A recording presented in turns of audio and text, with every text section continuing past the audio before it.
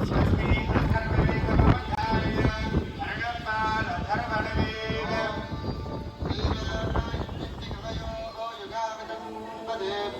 Guys, welcome to our channel ముచ్చట with సాత్విక.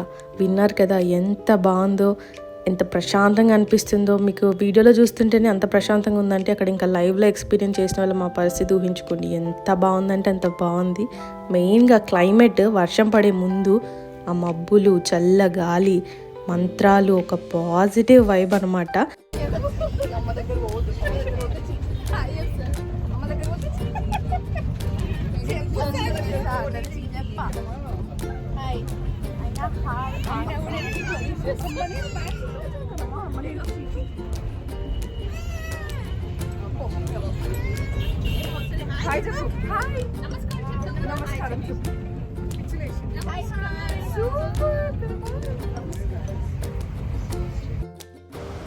నేను మమ్మీ ఒక సైడ్ నుంచి వచ్చినాం, చెల్లె వాళ్ళు అమ్మమ్మ బాపమ్మ ఒక సైడ్ నుంచి వచ్చారు. సో అందరం కలిసి ఒక పాయింట్లో మీట్ అవుదాం అనుకున్నాం. సపరేట్ మెట్రోస్కి వచ్చినాం. ఉప్పల్లో ఇంకా కలిసినాం అనమాట. సో అక్కడి నుంచి స్వర్ణగిరి బస్ ఎక్కితే ఎగ్జాక్ట్గా స్వర్ణగిరికి ఆపోజిట్ రోడ్లో దిగుతాము. మనం దిగిన దగ్గరే ఆటోస్ ఉంటాయన్నమాట. ఇంకా మనం ఎక్కువ నడవాల్సిన అవసరం కూడా ఉండదు. వాళ్ళు ఒకటే ఫిక్స్డ్ రేట్ చెప్తారు, 30 రూపీస్ అని. ఇంకా మనం బేరమాడడానికి కూడా ఏమి ఉండదు, ఎందుకంటే అది ఫిక్స్డ్. మనకు వేరే ఆప్షన్స్ కూడా అక్కడ ఏమి ఉండవు వెళ్ళడానికి, ఆటోస్ తప్ప. ఇంకొక బస్సెస్ ఉన్నాయి, బట్ అవి ఏ టైంకి వస్తే ఏ టైంకి వెళ్తే మనకు తెలియదు కాబట్టి మనకు ఫస్ట్ ప్రిఫరెన్స్ ఇంకా ఆటోనే ఉంటుంది. సపరేట్ వెహికల్స్లో వచ్చిన వాళ్ళకి ఇంకా డైరెక్ట్గా వెళ్ళిపోవచ్చు.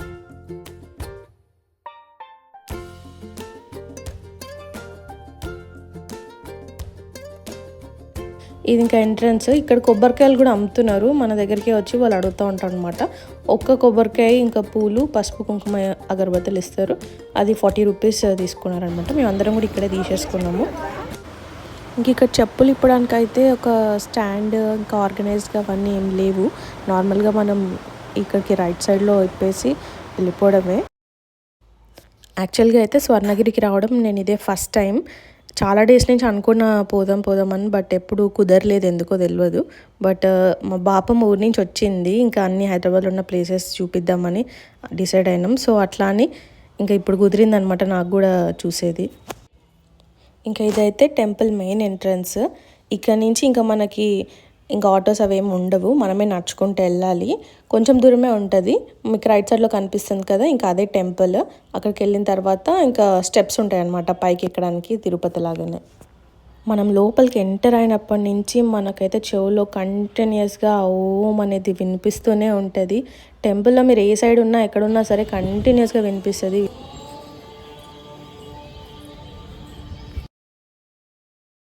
వెహికల్ తీసుకొని వస్తే, కార్ కానీ ఏదైనా బస్ మాట్లాడుకొని వచ్చినా సరే, బట్ పార్కింగ్ అంతా మీకు రైట్ సైడ్లో ఉంటుంది ఎంట్రన్స్లో.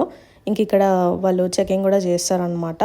ఇంకా ఇక్కడ దర్శనం టైమింగ్స్ ఉన్నాయి చూసుకోండి టెంపుల్వి. మండే టు ఫ్రైడే ఏంటి, సాటర్డే సండే అండ్ హాలిడేస్లో ఏంటి అనేది అక్కడ పెట్టారనమాట. అండ్ ఇంకోటి లెఫ్ట్ సైడ్లో మీకు పబ్లిక్ టాయిలెట్స్ ఉన్నాయి. కింద మనం యూజ్ చేసుకోవాలంటే అవి, ఒకవేళ ఇన్ కేస్ పైన కావాలంటే మనకు పైన కూడా సపరేట్గా ఉన్నాయి అనమాట. హనుమాన్ టెంపుల్కి కింద సైడ్ అనమాట.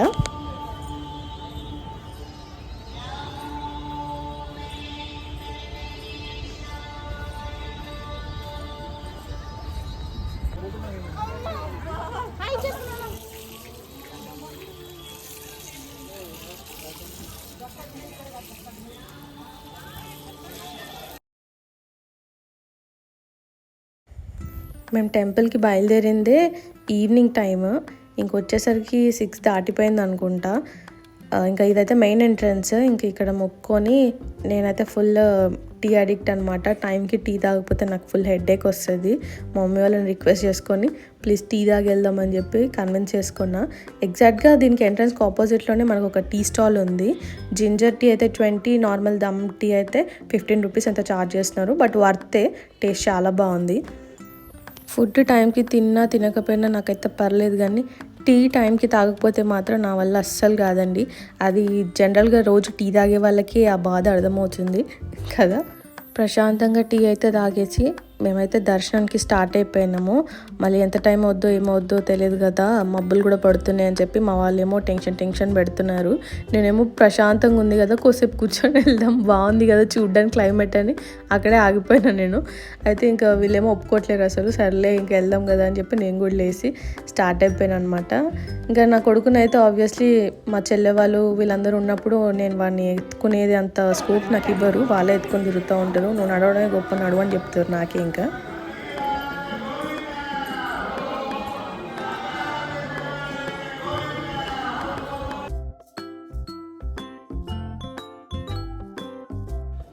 మనం స్వామిని తలుచుకుంటూ వెళ్ళడం కోసం వేరే ఏ ధ్యాస ఉండకుండా దేవుడిపైనే భక్తి ఉండడం కోసం మనకి పైన బోర్డులు పెట్టారు చూడండి, అది చదువుతూ వెళ్తే చాలు మనం స్మరించుకున్నట్టే దేవుణ్ణి.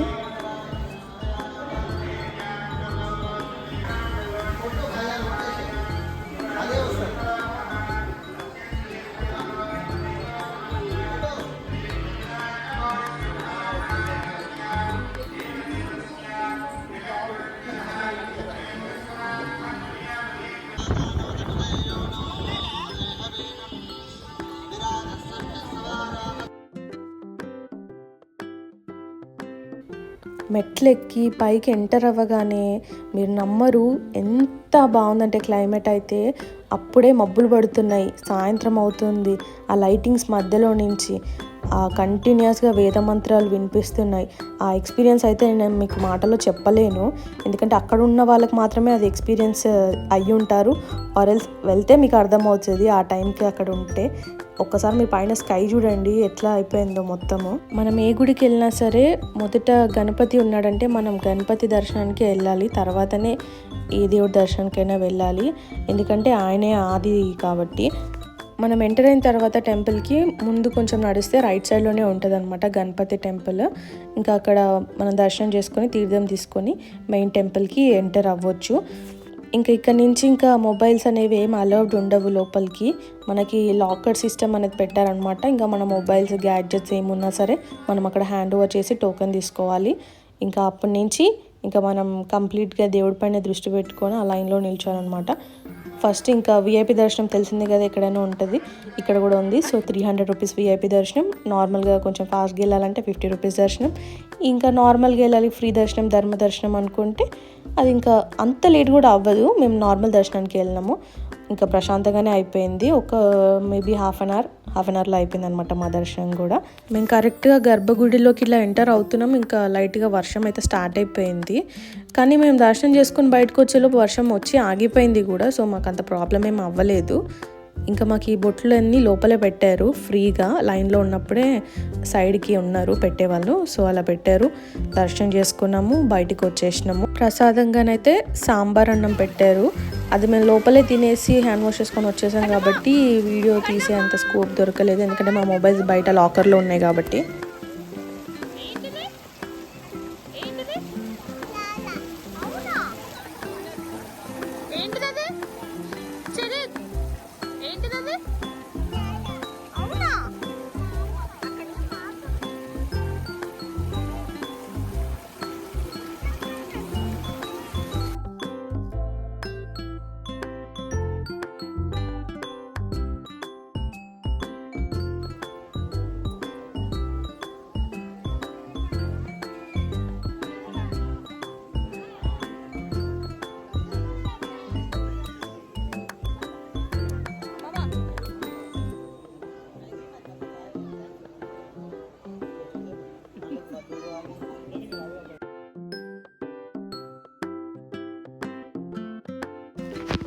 ఇంకా దర్శనం అయిపోగానే బయటకు వచ్చి లాకర్స్లో ఉన్న మా మొబైల్స్ తీసుకొని కాసేపు హనుమంతుడి విగ్రహం దగ్గర కూర్చున్నాము. బాగా కాళ్ళ నొప్పులు ఉండే అనమాట, తిరిగాం కదా చాలాసేపు. సో మనందరికీ తెలిసిందే స్వర్ణగిరి అంటేనే ఎంత ఫేమస్సో, జలనారాయణుడు అనమాట ఇక్కడ ఉండే స్వామివారి పేరు, ఎందుకంటే వాటర్లో ఉంటారు కాబట్టి ఆ పేరు అనమాట. ఎంత బాగుంది కదా చూస్తుంటే, అసలు ఎక్కడో ఉన్నట్టుంది. ఎంతసేపు అయినా అట్లానే చూస్తూ ఉండిపోవాలనిపించింది. మా బాబు మొక్కుతున్నాడు, లాలా లాలా అని చెప్తున్నాడు. అట్లా కంటిన్యూస్ వాటర్ పడుతుంటే అక్కడే ఉండి ఎంతసేపు అయినా ఉండొచ్చు మనం అట్లా.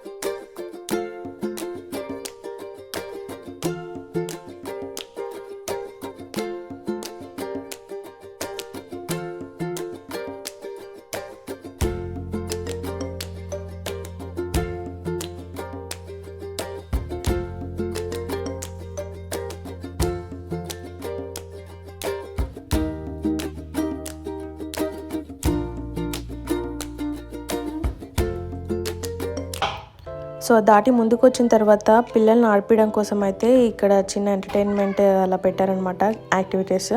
అది ఛార్జ్ చేస్తారు, ఎంత నాకు కూడా ఎగ్జాక్ట్గా తెలియదు, చూడలేదు నేను. మేమైతే మా బాబుకి డ్రెస్ చేంజింగ్ కోసం అయితే ఆగినాము. తర్వాత ఇంకా అక్కడి నుంచి కొబ్బరికాయ కొట్టడం కోసం అయితే కిందికి నడుచుకుంటూ వచ్చేసినాం. యాక్చువల్గా మా అమ్మమ్మ కొబ్బరికాయ కూడా నాకే ఇచ్చింది, ఇంకా నాకు ఓపిక లేదు నడవడానికి, నువ్వే కొట్టే నాన్న అని చెప్పి ఇచ్చింది. ఇంకా కొబ్బరికాయ కొట్టేసుకొని మనస్ఫూర్తిగా దండం పెట్టుకొని ఇంకైతే ఇంటికి స్టార్ట్ అయిపోయినాం.